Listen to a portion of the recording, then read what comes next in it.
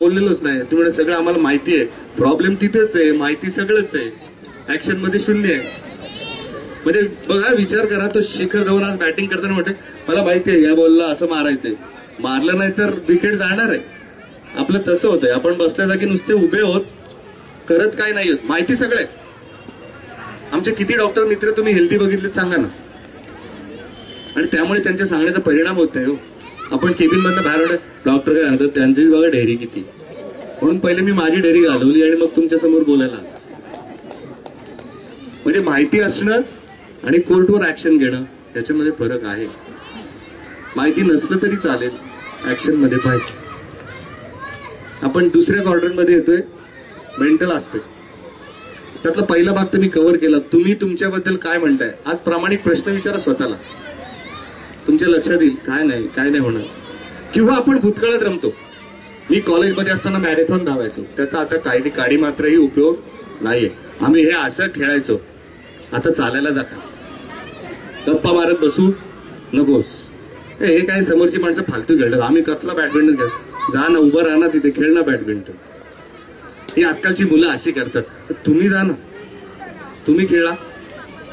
तुमच्या लक्षात येईल की आपण बसल्या जागी ज्या गप्पा मारतो ना, गप्पा मारलं की मन हलकं होतं. दुर्दैवाने आपण ज्या गप्पा मारतो त्यातल्या 90% गप्पांनी या जगात काही फरक पडणार नसतो, आणि 100% आपल्या आयुष्यात तर पडणारच नसतो.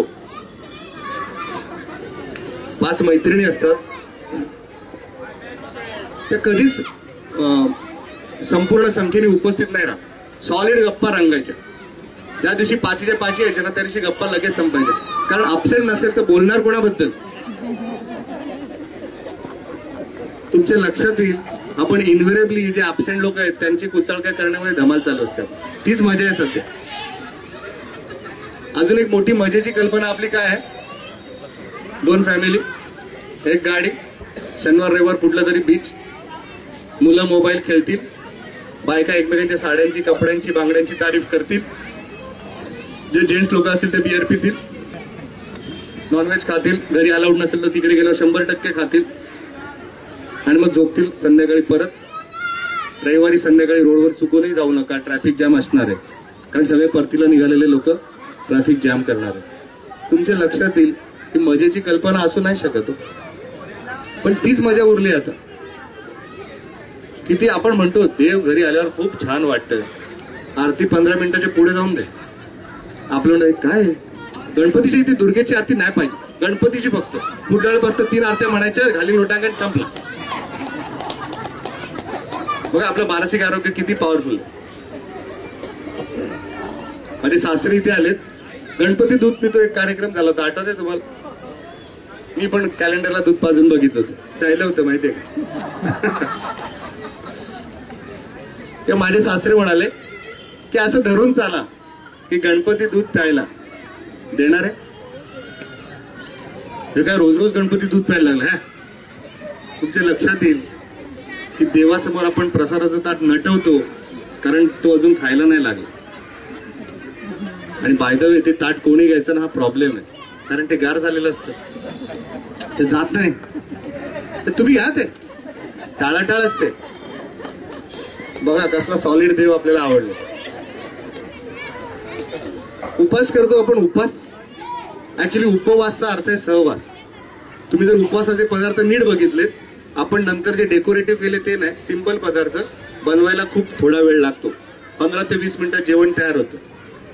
मग असं त्यातलं लॉजिक आहे की इतर जेवण बनवायला जो 1.5 तास लागतो, त्यातली जी 1.5 तास वाचलेला आहे आता, म्हणजे असं धरून चालू ऍव्हरेज बाईला ओट्यापाशी उभं राहिल्यानंतर 1.5 तास तरी जेवण बनवायला लागतो, 4 लोक घरात असले तर. पोळी भाजी, वरण भात, जे काय असेल ते, चटणी वेटणी. उपवासाच्या दिवशी तिचं बनवून जास्तीत जास्त अर्ध्या तासात होतं. आता जो 1 तास उरला तो तुम्ही देवाच्या पाशी बसून काढायचा आहे, आणि तो सहवास घडला पाहिजे. तुम्ही बघा, तुम्ही चालता खेळता उपासाची खिचडी खाऊन पटकन काम होतं. राजगिऱ्याची चिक्की तुम्ही दुधात टाकली तरी सकाळचा ब्रेकफास्ट झालेला आहे. आणि मग जो वेळ उरला तुमच्याकडे, तेव्हा तुम्ही देवाच्या समोर बसलं पाहिजे. ख्रिश्चन लोकांमध्ये कन्फेशन आहे ना, त्याचा अर्थ ऍक्च्युली उपास आहे. तुम्ही कन्फेस करा देवासमोर बसून की काय चुका झाल्या. मी तुम्हाला प्रामाणिकपणे सांगतो की आपल्या चुका आपल्याला 100% दिसतात, पण आपण पब्लिकमध्ये म्हणतो दरवेळी मी नाही सॉरी बोलणार, आणि माझी आत्ताच चूक झाली असेल, गेल्या 10 लिस्ट काढून दाखवतो आपण, त्यांची चूक झालेली आहे, त्यामुळे मी काय सॉरी बोलणार नाही. मग तुमच्या लक्षात येईल, जर तुम्ही देवासमोर हा कन्सेप्ट म्हणून वापरा, कन्फेस करा चुका. तर तुम्ही कन्फेशन रूम जी आहे तिथे फादर उभा असतो, तुम्ही आत असता आणि फादर तुम्ही कन्फेस करता, आणि फादर म्हणतात युअर फॉरगिव्हन, तुम्हाला माफ केलेलं आहे, provided you don't repeat your mistake. तुमच्या लक्षात येईल तुमच्या आयुष्यात नवीन काहीच घडत नाही. लग्न झाल्यापासून आता जर वरनं आपण टेलिस्कोपने बघितलं ना तर तेच चालू आहे. सकाळी उठणे, जेवण खावण, सासू सासरे, चहा पाणी, ऑफिसला असेल तर ऑफिस, मुलं असेल तर त्यांचं आवरायचं, मग ते गेल्यानंतर जरा 2 मिनिटं बसायचं, मग एखादी सिरियल जी कालची राहिली त्याचा रिपीट टेलिकास्ट बघायचा, मग भाजी, मग परत मग थोडंसं जेवण, मग थोडंसं झोप, मग संध्याकाळी आलेलीच आहेत मुलं, मग त्यांना शिव्या घालायच्या, इकडे फेकू नको, आई काय तुला ही दिसते का, इकडे फेकून दिले, ते उचल ते उचल ते उचल. तुम्ही सगळे मिळून पसारा घालता आणि माझा आवरण्यातच अख्खा वेळ जातो. मग संध्याकाळचं खाणं, मग रात्रीचं जेवण, हे लेडीजचं. जेंट्स लोक सकाळी उठणार, चहा पिणार, मस्त पेपर वगैरे वाचत बसणार. बऱ्याच जेंट्सना मी बघतो सकाळी व्यायाम नियमित, वहिनी तिला काय नाही, तिला काय, तिला यायचंय, त्याच्यासाठी तुम्हाला तिथे किचन मध्ये तिच्याबरोबर उभं राहावं लागेल, तर तिची 15 मिनिटं वाचतील आणि ती तुमच्या बरोबर येऊ शकेल. हे पती पत्नीचं नातं आहे ना, वपू काळेंची सुंदर उपमा आहे की करंजी सारखं असतं. नवरा म्हणजे करंजीचं आवरण आणि बायको म्हणजे आतलं गोड पुरण. जे आवरण असतं ना ते स्वतःवर काटेरी चाक चालवून घेतं संसाराचं, स्वतःला तळत्या तुपामध्ये टाकतं, पण आतल्या पुरणाला धक्का नाही लागून देत, कारण तरच ती करंजी गोड लागते. मंडळी, आयुष्याची करंजी गोड लागायची असेल ना, ह्या भागाला सांगतोय, तर ह्या पूर्णाला धक्का लागून चालणार नाही. बरेच वेळा बायका एंट्री मारली ना पुरुषांनी घरामध्ये की सुरू करतात कंप्लेंट डॉक्टर, मग हा म्हणतो थांब जरा, मला आत तरी येऊन देशील की नाही. किंवा बरेच पुरुषांची एंट्री अशीच असते, वातावरण कसं आहे बघा. सिंपल गोष्ट आहे, नवरा फोन करतो, हे मी लवकर येतो, 1 तासात पोहोचतोच घरी आता, आणि हा आता पोहोचणार तेवढ्यात बॉस काहीतरी काम देतो, ह्याला उशीर होतो.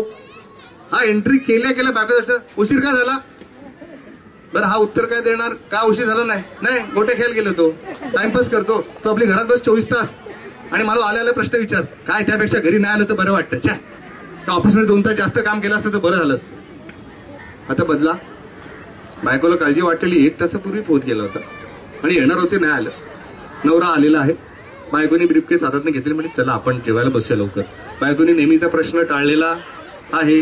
नवरा हातपाय धुवायला गेलेला आहे आणि हातपाय धुताना त्याने विचार, अरे उशीर झाला आपण. मग तो जेवायला बसताना तिला म्हणतो, सॉरी उशीर झाला, बोललो होतं खरं, पण तेच हवं होतं आपल्याला. तुमच्या लक्षात येईल आपल्या संभाषणामध्ये आपण समोरच्याला मारून टाकतो. तर संभाषण करायचं कशासाठी असतं, तर आपल्याला वाटतं प्रत्युत्तर देण्यासाठी. असं किती वेळा होतं, समोरचा बोलायला लागतो आणि आपण बघत तर असतो, ऐकत काहीच नसतं. मग तो बरेच वेळा म्हणतो, हे ऐकतोयस ना, हा बोल ना, ऐकतोय. आपण ऍक्च्युली काही ऐकलेलं नाही, कारण आपल्याला माहिती तो हे बोलतोय ना, आता बोर आहे, आता 2 तास तेच बोलणार, हा बोल पण तुझं झालं की मी बोलतो, म्हणजे हा काय बोलायचं आधीच ठरवलेलं आहे. नवरा बायकोमध्ये तर असे 100 टॉपिक आहेत की ते असे निघाले की असेच संपतात. हा बोळ आहे ना, जर इथनं सुरू झाला तर तिथेच संपतो. मग कोणतरी रुसवा फुगा घेतो, 2 दिवस गप्पा बोलणार नाही, मग हा 2 दिवस हो हो हो हो करणार, मग त्याचा मूड जाणार, तेव्हा हिचा मूड येणार. बरं, हा मूड जाणारा प्रश्न किंवा मुद्दा सुट्टीच्या दिवशी सकाळी 3 तासातच निघतो, अख्खी सुट्टी घेऊन जातो, आणि रविवारी रात्री कुठेतरी मूड परत येतो, तोपर्यंत रुटीन चालू होणार असतं. ते अजून किती वर्ष. आज आपण ठरवूया की आपण जो राग आहे ना तो आपल्यापर्यंत कंट्रोलमध्ये ठेवूया. मी मगाशी सांगितलं ते उदाहरण घेऊया. नवऱ्याने फोन केला बायकोला की मी येतोय आता घरी, आणि तो बाहेर गप्पा मारत होता. तेवढ्यात तो बॉस आला, म्हणत तुला काय गप्पा मारायला ठेवलं इथे, चल एक काम करत ताबडतोब. आता बॉसला तर नाही बोलू शकत नाही, मनामध्ये शिव्या देत हा चालू आहे. ते बॉसने पैसे लावले होते आफ्रिकेवर, आफ्रिका हरल्यामुळे त्याची चिडचिड झाली, त्यांनी त्याचा राग काढला एम्प्लॉईवर. आता हा एम्प्लॉईने घरी फोन केला होता, बायकोनी घरात आल्या प्रश्न केला की तुम्हाला उशीर का झाला, त्याला हो टाइमपास करत होतो वगैरे वगैरे. ते म्हटलं अरे मी काय चुकीचं केलं, हे मगाशी बोलले 1 तासातील म्हणून विचारलं ना. आणि तिने बघितलं तर मुलगा तारक मेहता का उलटा चष्मा बघतोय, हिने उलट्या हाताची दिली ठेवून त्याला. तो मुलगा म्हणतो अरे आता तर अभ्यास आईने रिव्हिजन घेतली आणि म्हणाल की ही सिरियल बघ, मी काय चूक केली.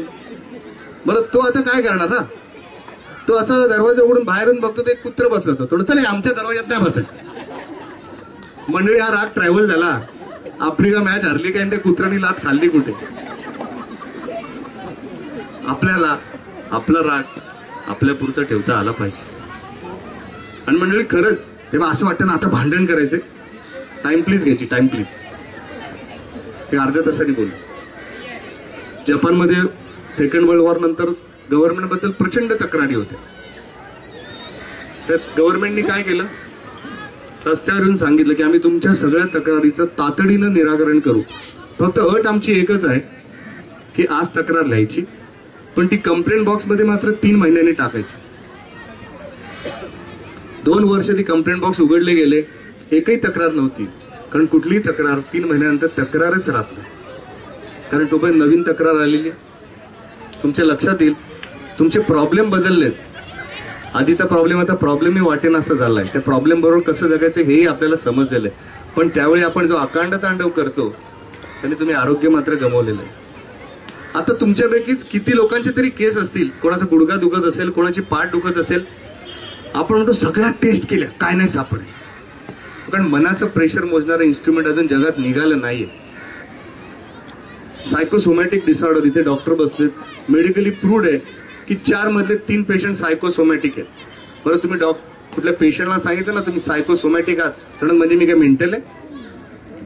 तर सायकोसोमॅटिकचा अर्थ मेंटल नाही. एक सिंपल उदाहरण आहे, प्लॅस्टिकची पिशवी आहे, तुम्ही वरनं सामान टाकताय टाकताय टाकताय, फाटली आहे खालनं, सामान टाकले वरनं, प्रेशर इकडे, मॅनिफेस्टेशन इकडे. मग सासू त्रास देते म्हणून पण ऍसिडिटी होऊ शकते. बॉसशी पटत नाही म्हणून कंबर दुखू शकते. तुम्हाला कारण माहितीये, तुम्हाला त्या कारणाला ऍड्रेस करायचं. आपण काय करतो, जे समोर दिसतं ते करतो. तुमच्यापैकी किती लोकांना माहितीये की जर आपली भिंतीतनं पाणी येते तर इकडे टाईल्स लावून काय फायदा नाही हो, बाहेरनं लिकेज काढलं पाहिजे. ओरिजिन जिधर आहे ना उधर काम नाही करते.